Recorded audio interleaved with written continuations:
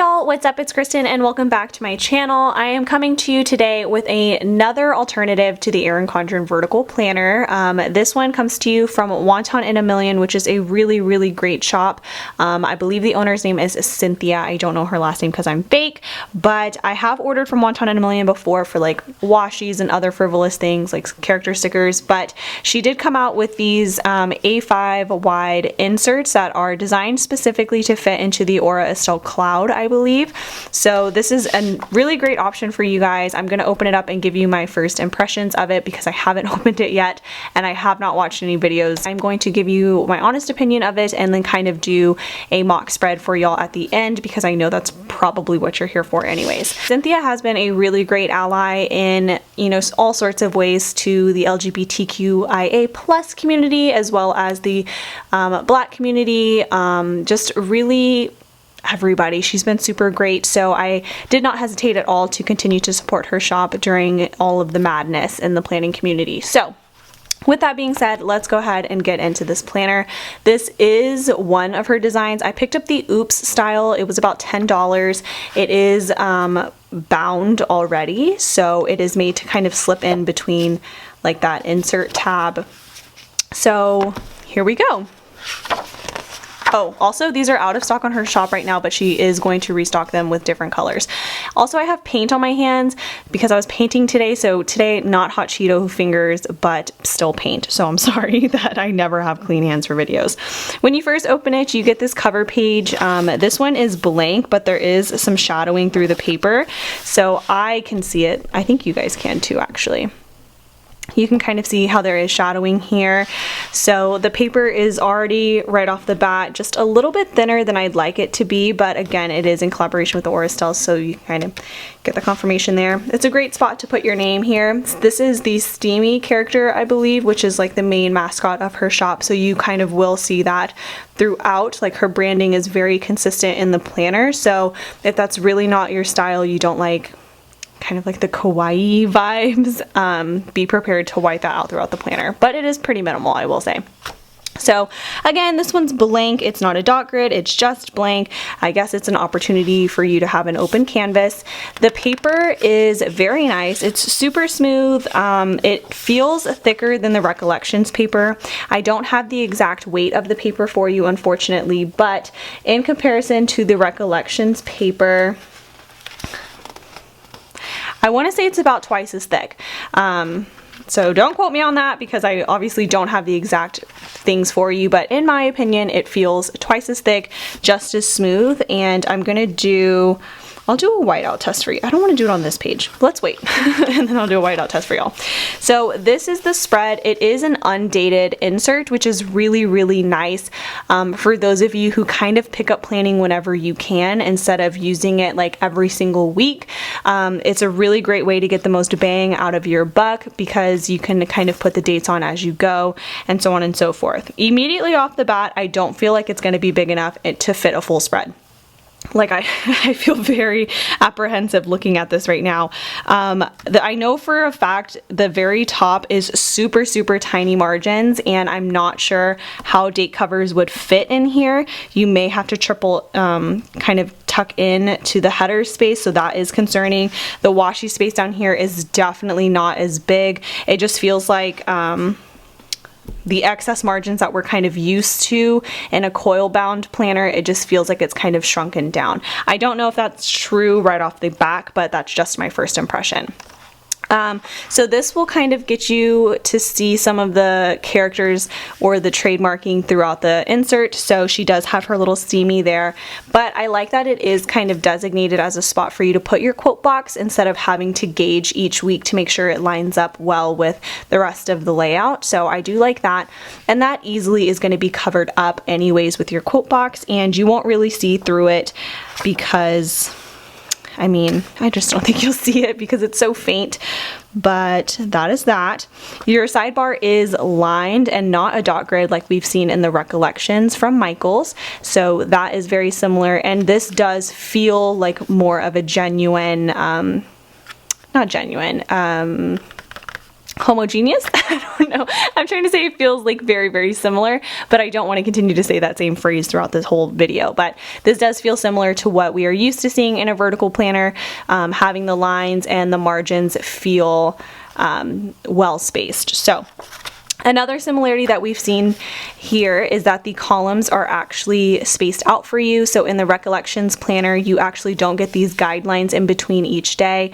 You kind of have to eyeball it based off of the header difference to make sure that your stickers are lined up well. So if that was an issue for you with the recollections planner, this is definitely a really great option because you will have those guidelines going across, but you do lose the guidelines of the header spacing in between. So if your spacing is spot on, this is definitely going to be a good option for you.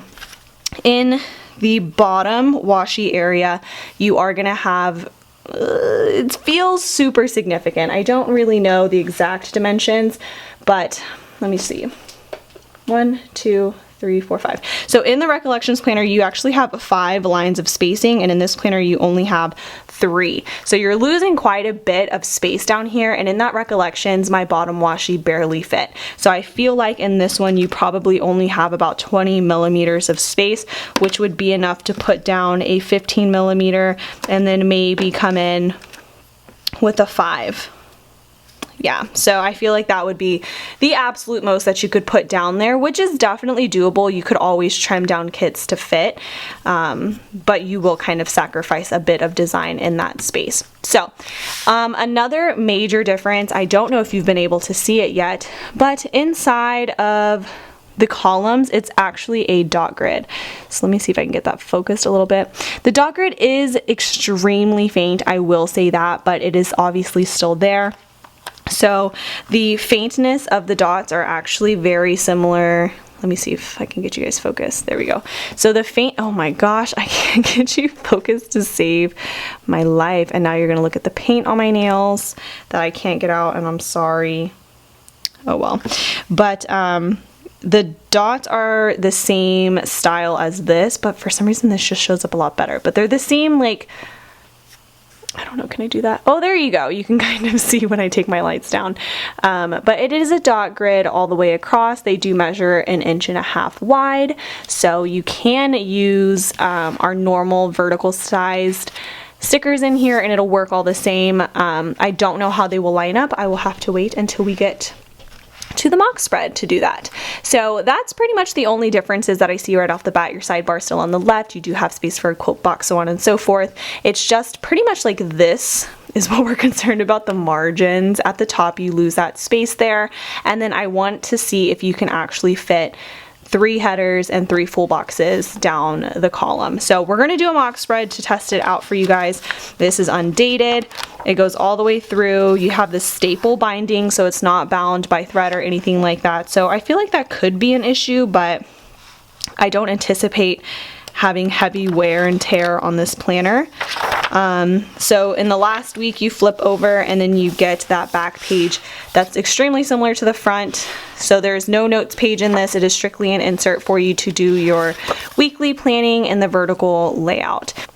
Additional notes that I just figured out about this insert, I believe she only sold out of the Oops styled inserts with the black cover, but from what I understand, she did just restock them on June 13th. So if you're interested in this insert, maybe in a different color or not an Oops style, I would definitely check out Wonton in a Million's store.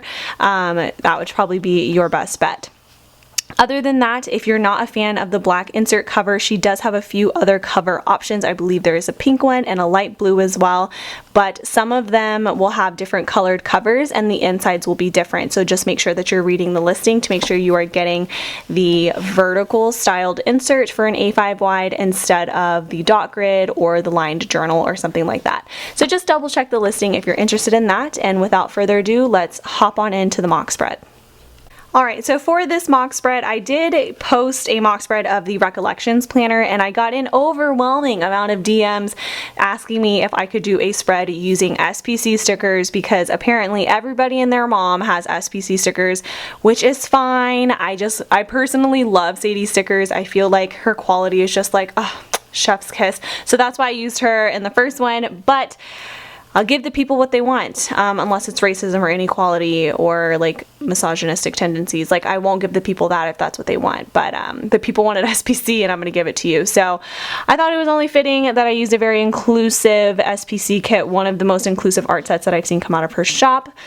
This one was called Marvelous. It came out a while ago, as you can tell by the formatting. All the pages are different sizes. We love. So I'm going to go ahead and use this kit, and we'll just get started here.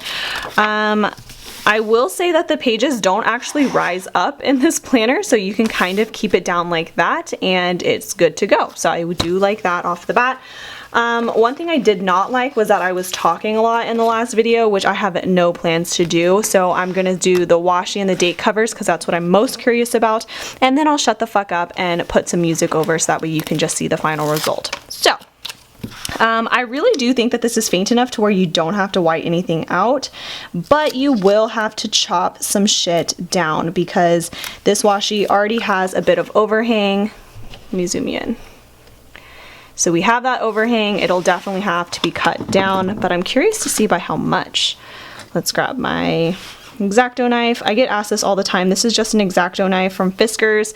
It's the one that has like this white handle. It was like $13, but I like it because it doesn't roll when I set it down, which is like lit. It does come with a lid, but I lost it, so. Okay, so I shaved about, maybe a little more than a 5mm. I've shaved about 7mm off of that. That's a guesstimation, so don't quote me on that exact number, but that's my guess. So that's an easy fix though. I feel like everybody can kind of do that, no biggie. And then we'll do it on the other side. SPC paper is a glossy and unforgiving woman, so just keep that in mind. This paper does feel thicker than the Recollections paper, but I don't know how forgiving it is. The Recollections planner was extremely kind to some stickers, and you did kind of have that leeway of pulling up stickers if you put it down crooked or something like that without ripping up the pages. So SPC paper I feel like has always been one of the most stubborn ladies in the game as far as peeling stickers up. So I mean, it did really well though against that, so I kind of liked that. Okay, let's go up top to the dates. You very obviously could just put date numbers down. Let's do the one. Like, you could very easily just set that down and then just have that as your date cover, but if we were actually using date covers, it may look like this. Oh my god, is this the format where she didn't have date covers? Stop, I'm literally gonna start crying. Ooh. Okay, no biggie. I have date covers. It's fine, y'all. We can make this work. I'm a professional. Here we go. Okay, so I have a couple options here. These are from Sadie's Stickers and my girl Jessica of Letters to Apollo. Looking at the full boxes, which one's gonna look best? Marble. There we go. Marble it is. So we're gonna use these marble print ones. These were a collab between, oh my god, my dog. Between Alicia and Jessica, and ooh, they barely fit, y'all. Oh my gosh, they barely fit across that top, but they fit. So we're gonna keep that mad energy going. Bam, bam, bam. I mean, I was only gonna do half a spread, but I might as well do the whole spread because, I mean, I'm committed. I already put the bottom washi down on that side. Fuck. Okay. Alright, so these obviously fit, which I'm kind of shocked. If you're a deco girl, this is not your life, this is not your planner. If you are a deco person, this is not for you because there's literally no space for deco. There are no space, no room. Okay, so that looks actually really great. Super glad that we did that. Let's put these full boxes down. I'm gonna shut the fuck up and enjoy the rest of the video.